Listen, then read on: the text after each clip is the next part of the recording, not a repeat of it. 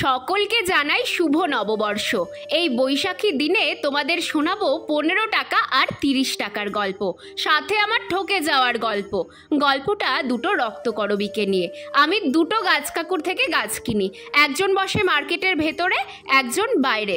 তো মাস 6 আগে আমি মার্কেটের বাইরে বসা গাছ কাকুর থেকে 30 টাকা দিয়ে একটা রক্তকরবী কিনে মার্কেটের ভেতরে বসা গাছ কাকুর কাছে গোলাপ গাছ কিনতে যাই।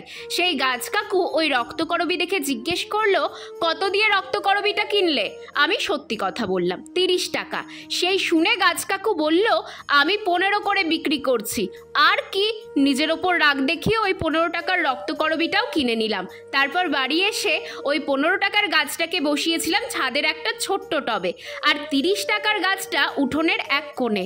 জানো, 15 টাকার গাছে 1 মাস পর থেকেই ফুল ফুটছে, আর এই 30 টাকার গাছে এবার প্রথম ফুল আসা শুরু হলো।